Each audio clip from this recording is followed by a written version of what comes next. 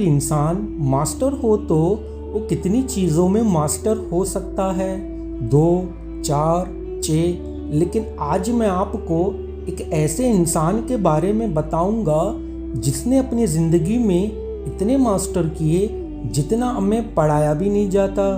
उस ग्रेट इंसान का नाम था लियोनार्डो दा विंची, जो एक साइंटिस्ट थे, पेंटर थे, इंजीनियर थे, मैथमेटिशियन थे, आर्किटेक्ट थे, राइटर थे, हार्मोनिस्ट थे, इन्वाइटर थे, स्कल्पटर थे और स्केल्ड मैकेनिस्ट भी थे।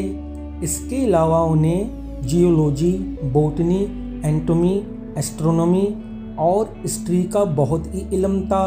लियोनार्डो दा विंची को इस दुनिया का एक ग्रेट इंसान माना जाता है। इस वीडियो को पूरा ज़रूर देखना।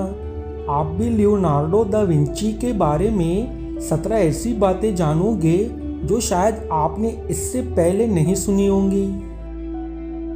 नंबर 1, लियोनार्डो दा विंची एक बहुत ही बड़ा एम्बिडेक्स्ट्रस थे।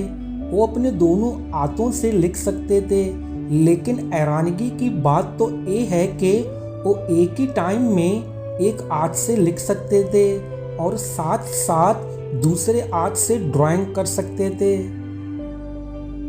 नंबर 2, दा विंची बड़े ही आसानी से अल्फाजों को उल्टे सिमत में लिख सकते थे, जिसे मिरर राइटिंग कहा जाता है।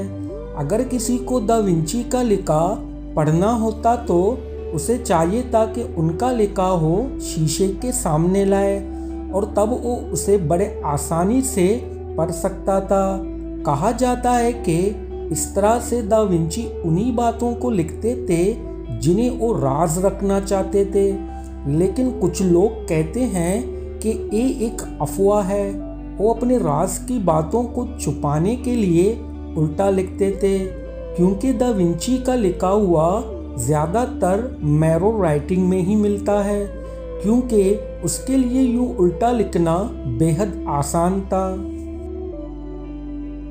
नंबर 3, 1974 में बिल गेट्स ने लियोनार्डो दा विंची की बुक होडस अमर को $30 मिलियन में खरीदा था। ये बुक दा विंची की साइंटिफिक राइटिंग का कनेक्शन है।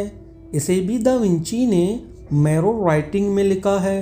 बिल गेट्स ने इस बुक के कुछ पेजेस को विंडो 95 के स्क्रीन सेवर के रूप में भी इस्तेमाल किया था। 3 साल बाद उन्होंने इस हिस्टोरिक डायरी का डिजिटल वर्जन पूरी दुनिया के लिए रिलीज कर दिया था। नंबर 4, कहा जाता है कि दा विंची ह्यूमन एनाटॉमी को स्टडी करने के लिए रात में कब्रिस्तान जाकर कब्र खोद कर मुर्दे की हड्डियाँ निकालते थे और फिर उसको स्टडी करते थे। ये कहा जाता है कि उन्होंने करीब 30 मुर्दों के कंकाल निकाल चुका था।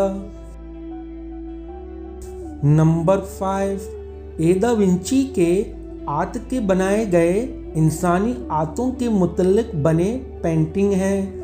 आज से 500 साल पहले दा विंची ने इंसान के इनर बॉडी पार्ट्स के बिल्कुल साफ पेंटिंग बना दिए थे। नंबर 6, दा विंची के 2 पेंटिंग काफ़ी मशहूर हैं। मोनालिसा को तो आप सभी जानते ही होंगे।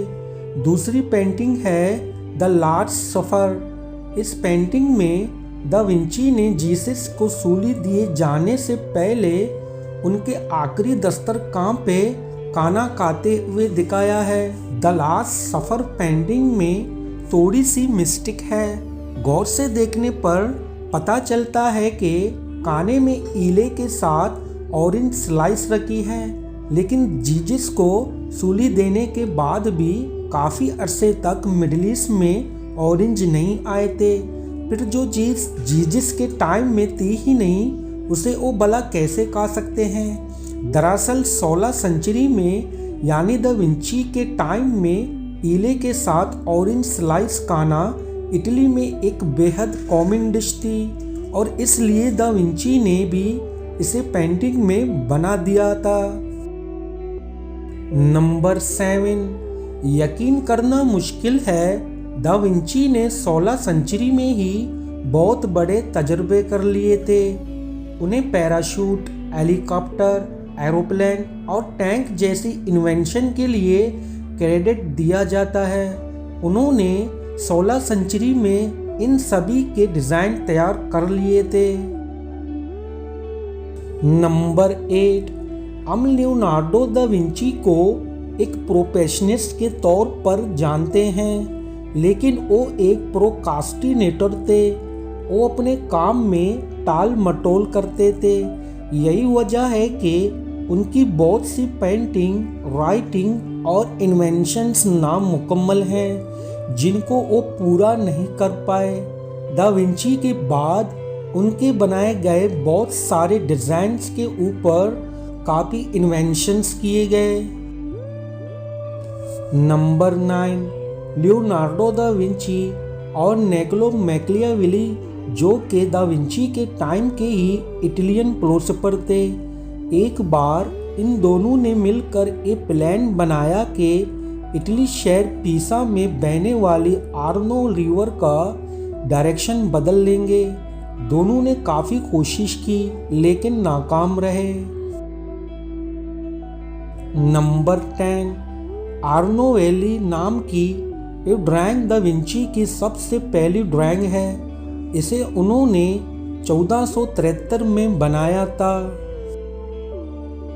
नंबर 11, दा विंची कभी स्कूल नहीं गए। सिर्फ लिखने और पढ़ने के अलावा उन्हें किसी भी तरह की फार्मर एजुकेशन नहीं मिली।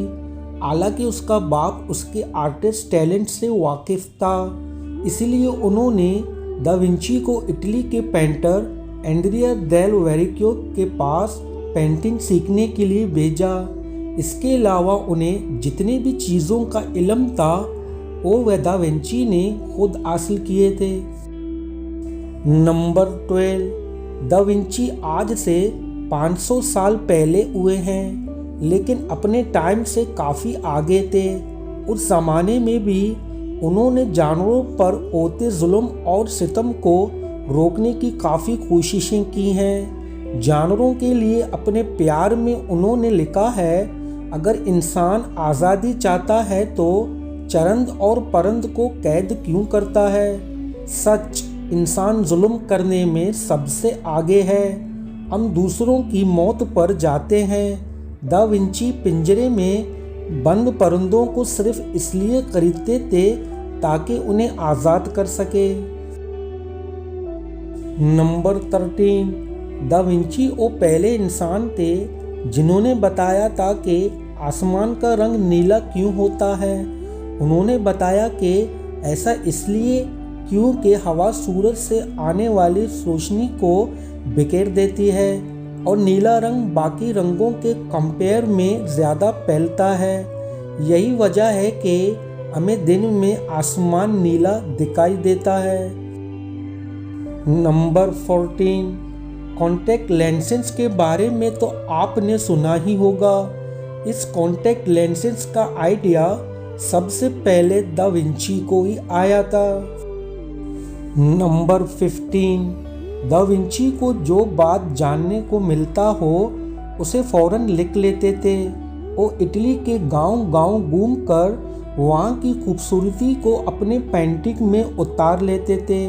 अगर वो किसी इंसान के चेहरे का पेंटिंग बनाना चाहते थे तो पूरा दिन उसके पीछे घूमते रहते थे, जिससे उसे उस इंसान के चेहरे अच्छे से याद हो। फिर घर जाकर पेंटिंग बनाते थे। मान लो कि वो आदमी उसके सामने ही बैठा हो। कहते थे किसी भी पेंटर को आईने जैसा होना चाहिए, उसे अपने सामने की चीज़ को हूबहू बनाना चाहिए। नंबर 16, दा विंची उनका सरनेम नहीं है, बल्कि विंची इटली का शहर है और लियोनार्डो इसी शहर में पैदा हुए। दा विंची का मतलब होता है विंची शहर का रहने वाला। नंबर 17, लियोनार्डो दा विंची के आखिरी अल्फाज थे मैंने खुदा और इंसानियत को नाराज़ किया है।